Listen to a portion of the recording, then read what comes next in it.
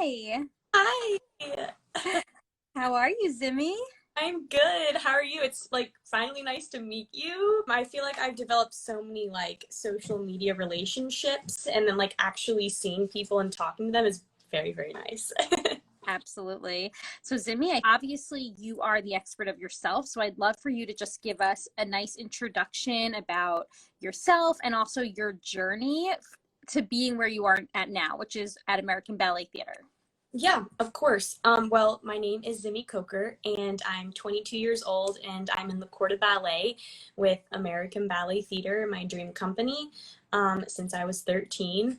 And I started dance when I was 6 years old, and I have not stopped since. I trained with my mother when I was 10, actually, because I moved to Colorado, and basically there wasn't a whole lot of training. I live in Manitou Springs, which is a very small town, so Mm-hmm. there was limited ballet.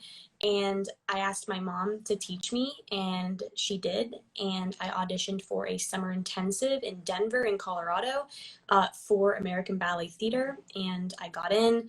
I saw American Ballet Theater for the first time, and I said, I want to dance there. And, went through the pre-professional program, JKO, all of that, and then got into the company. Back up a little bit. I love hearing about how you started in a small town because I think a lot of dancers can relate to that, but perhaps feel very intimidated by the idea of studying in a big city and maybe traveling to a big city to further their studies. So, can you back up a little bit and walk us through what it was like training in a small town and then the challenges you may have faced when you eventually jumped into New York and the New York scene, being in Union Square, going to JKO, like that's a huge shift. Oh, yes. It was completely different. And I will tell you, people like me who have come from small towns felt the exact same way when they moved to New York City. And I would say, so when I was in Colorado, I definitely did not train as much as I did in New York City. So I went to a public school, right? I went to school from 9 a.m. to 3 p.m. And then I went to take ballet classes until 10 p.m. So it was Mm-hmm. very late in the evening, and then you would start the cycle again. In New York, you start from 10 and end at 7 p.m. And then you do your studies online into the wee hours of the evening. So it doesn't stop. So it's from normal pace to fast pace in motion all the time. So for me, that was the biggest transition, is keeping up with myself and making sure I instill healthy habits and take care of my body. Um, so yeah, that was definitely the biggest shift for sure. Yeah, yeah, definitely. And how old were you when you moved to the city? 15. Yeah, super young. So let's talk about those healthy habits. I mean, did you have any resources when it came to knowing how to fuel your body? Because at this point, you're moving to the big city. You have a lot. I know this is what happened to me when I started NYU. I got into Manhattan, and all of a sudden I was in a restrictive place with food before that, and I went to having all of this access to all of these new foods, and it actually became quite overwhelming to me. So I'm curious to hear what it was like for you, entering Manhattan, being in the dance world, and so forth. Oh, 100%. Yeah. So, growing up, my mom cooked home cooked breakfast, lunch, dinner every single day. And I didn't even think about food and how it was put on the table until I had to make it myself and what I put in my body. And I Yeah. realized over the years that it's my relationship with food has developed over time in a really healthy way when I'm engaged with others. Mm. I realized, wow, it brings people together. It's a topic of discussion. It's warming. It's all the people you love are around you. Um, so I would just say it was hard, like finding out what I liked and what felt good for me and how to cook in general, you know? So that was definitely experimental for sure. Yeah, well, I love that point that you bring up, that food has always been for you a topic of conversation, a source of camaraderie, where you are able to enjoy this experience being with others. I love your food adventures. It makes me so happy. We have some really good food adventures. We always like walk around at the end of class or at the end of the day and just like find fun places. We love frozen yogurt. We love Yeah. dessert so much. We love cooking. Yeah, finding all the new places in New York. Yeah, and that's what dancers need to hear, that food can be something that is fun. It's not only about being a source of fuel, which it is. It's a major part of a dancer's life. You know, as a dancer, our body is our instrument. The foods that we put in it are going to have a direct impact on our performance, but that's not everything. Like, food is also an experience, and going and engaging in that social aspect is something that dancers, especially the younger dancers who tend to get very hyper focused in, you know, their performance, need to know that these experiences also play a role. Your use of experience in your dancing or maybe in your artistry. Yeah, for sure. So like you said, dancers are extremely hyper focused. Mm-hmm. And I think, you know, when I was younger, I was focused all of the time and I didn't think about the food that I put in my body. Honestly, I just ate what was on the table and I was full and I was like, oh, that felt great. Didn't think twice, because then I was on to the next thing. I was on to my second ballet class, and then I had homework, and then I went to sleep. And I've noticed that the transition from being young to old is that you make all the decisions for yourself, right? And maybe what you did before isn't actually you until you discover it on your own.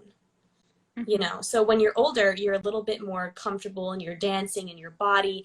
And then you're like, you see people like, oh, I have to be careful about what I eat. You hear a lot of that when you are older. And then you become more self-conscious of yourself. But you kind of have to remember where you came from and also the kid in you, that when you were younger, you know, you enjoyed these social gatherings with food. Why does it have to be harder when you're older? And I think that's just something to play with.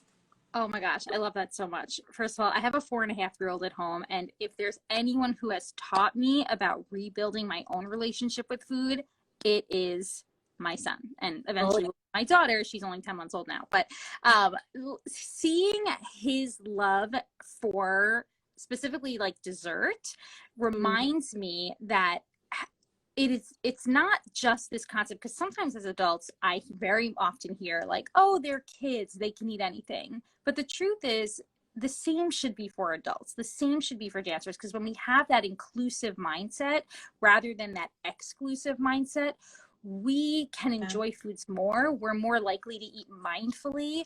We're less likely to have that comparative mindset, right? Which is so common for dancers. And overall, we can just build a more sustainable relationship with both food and our bodies. Exactly what you said, you know, learning what feels good for you personally, not for what the other dancer who's quote unquote needing to watch what they're eating, what works for them, whatever they're doing, whatever. You need to figure out what works for you.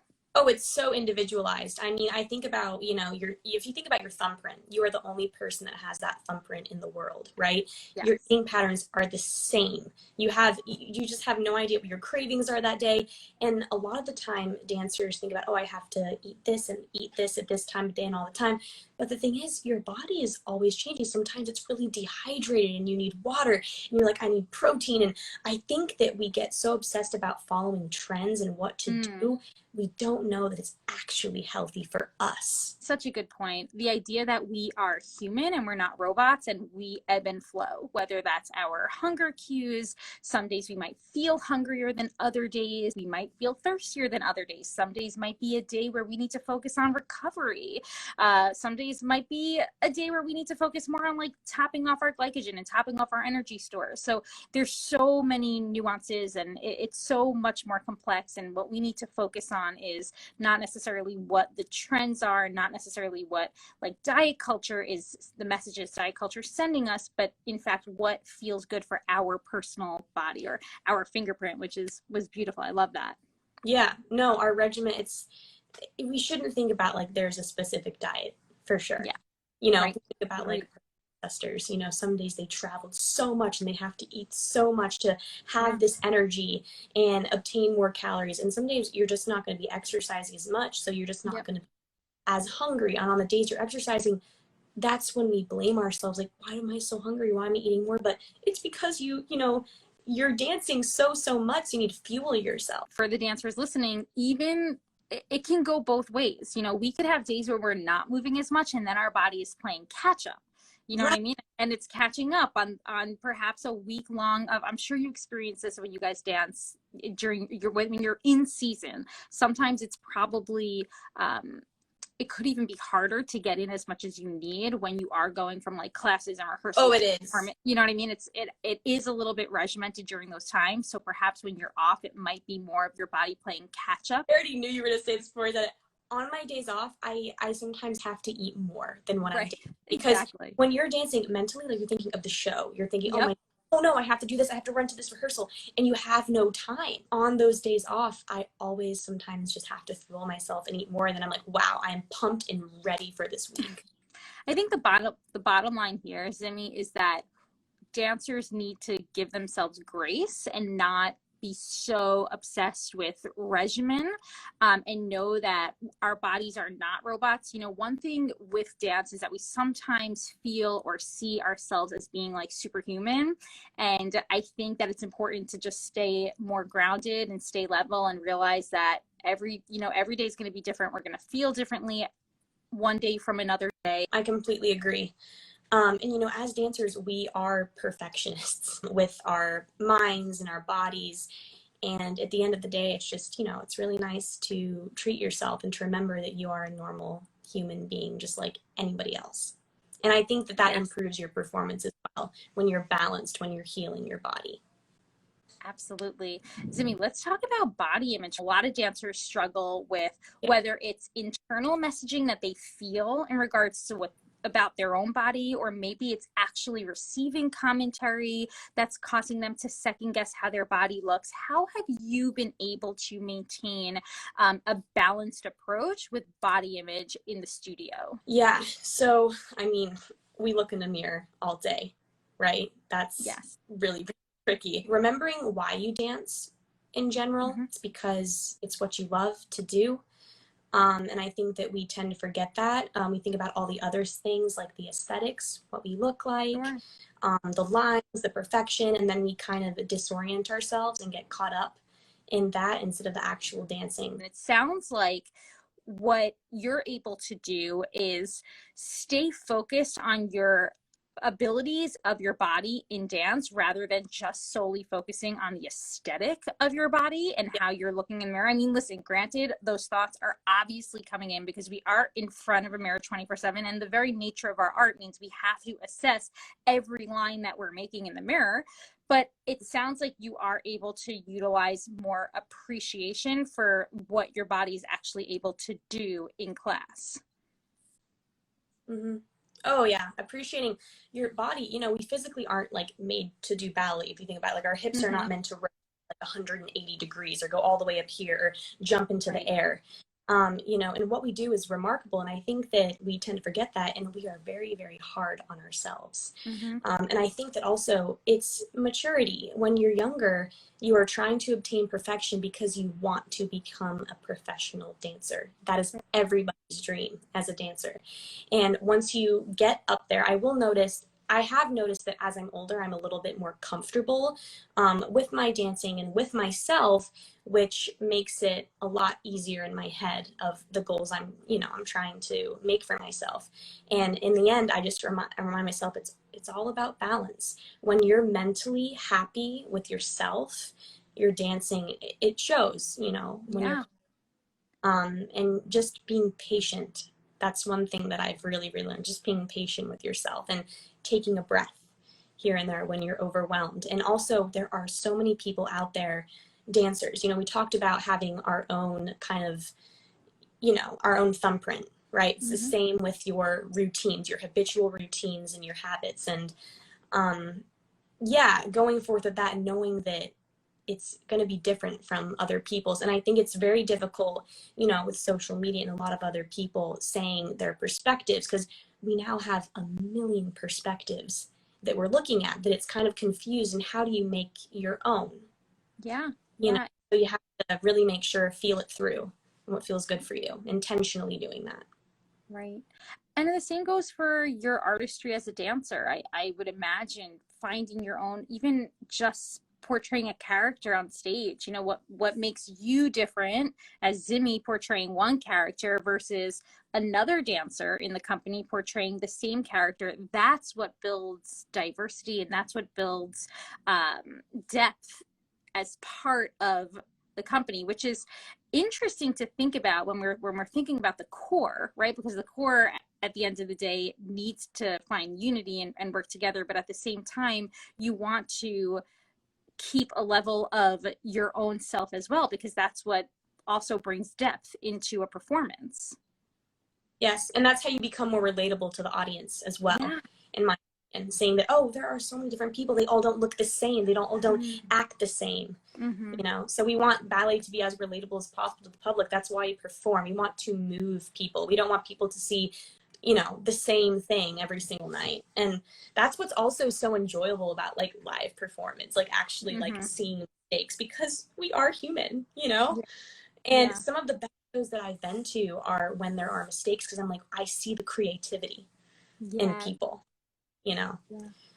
Yeah, I love that. Dance being relatable, and wanting dance and wanting your artistry to be relatable to the audience. And I think that's something that a lot of younger dancers can take as a piece of advice, knowing that what they hold to be true to themselves, maybe that's different from the next dancer. And when you're comparing yourself in the mirror and perhaps placing judgment upon yourself in comparison to the dancer next to you, how can you actually make that a mindset shift and shift that into, you know, how are you now relating to a different audience than that other dancer might be relating to? And I think that can actually help with a lot of younger dancers in navigating their own body image.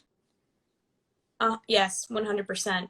And, you know, I said about a lot about like people seeing other people, like how they act in the studio and how they dance. And I see all of those things, and I take pieces of what I really like. Like there are so many dancers. I admire every single dancer at ABT, and I choose them like, wow, she's really good at that. I want to work, and I watch, and I take a bit from that, and then I take a bit from that, because who we are as people are from experiences. It's not just from one experience. So I would just say, open your eyes and really just see what's around you, because you'll also be a more you know, equipped dancer, a more diverse dancer. Absolutely. Now, in line with this, Sydney, what about opportunities that may have presented with COVID and you personally? Were you able to experience anything new because of the pandemic? And also, how has that helped you move away from perhaps hyper focusing too much on your own personal technique? Well, you know, I had a lot of time at home in my kitchen with my little square, doing my bar every day, doing a little bit of center. And for the first 6 months, I was incredibly motivated. Everybody at ABT pretty much just took class on Zoom. And over time, I noticed that I was like, I'm not feeling anything anymore. And I'm like, I'm a performer. How is this happening? And other opportunities came up, and kind of what I discovered is I had a lot of time with myself. You know, and if you think about it, as people, we talk to ourselves the most.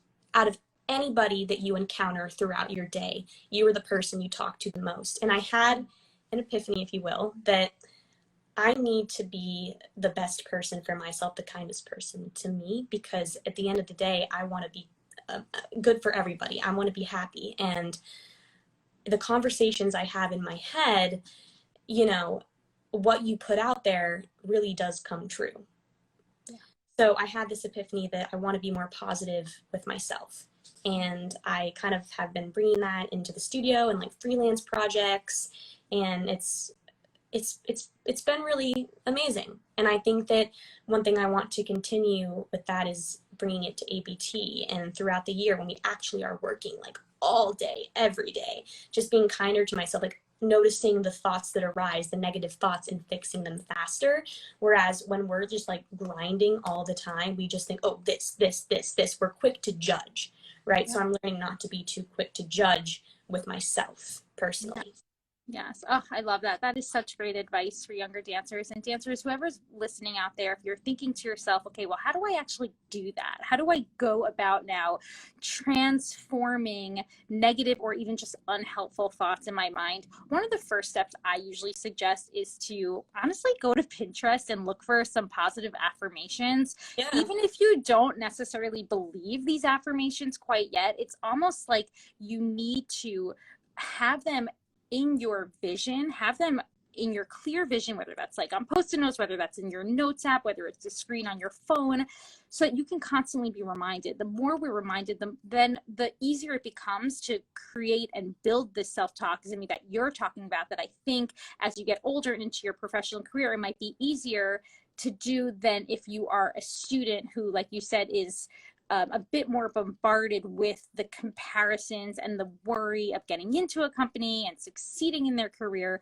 So I love that advice. And for the dancers listening, in my opinion, if you need some place to start with that, consider just some affirmations and mantras. Even if you don't believe them quite yet, write them down, get them in your vision. Mm-hmm. Oh yeah, I really believe in self-fulfilling prophecies. Like what you put out there will come true. You know, Yes. thinking I'm gonna mess up, I'm gonna mess up, I'm gonna mess up. You might psych yourself out, and you most likely will. And that's what I think. What I love about this pandemic is I think mentally we have really had time to think about our mental health. Yes. Yes. Whereas the physical health is what we are mainly focused on 24/7. Mm-hmm. But up here and here, it's all connected. And I think that people are realizing that. Absolutely. And this reminds me of a tool that I also like to recommend, just called visualization, which I'm sure you do before you get onto a performance. I used to do this all the time, just visualizing myself moving through the choreography and the movement. That right there, I think, is a perfect example of what you're talking about. Oh, I would do that all the time. Mm-hmm. Exactly.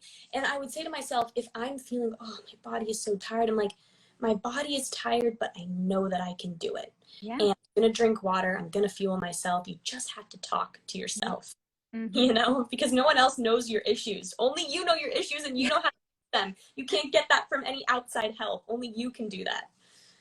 So, Absolutely. Absolutely. Now, Zimmy, the final question that I have for you, I ask all the yeah, dancers on here. How would you define what it means to be the healthy dancer? trusting your decisions. I would say. I would say just find what makes you tick, you know. Mm, And I think that I'm going to reiterate a lot of stuff that I said today.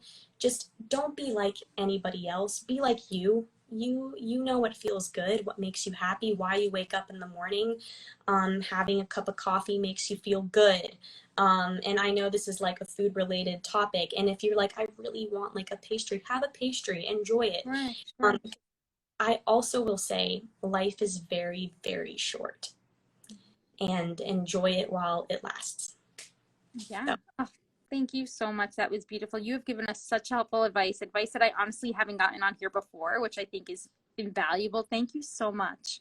of course, thank you. This was so much fun. Have a good night. You too. Bye.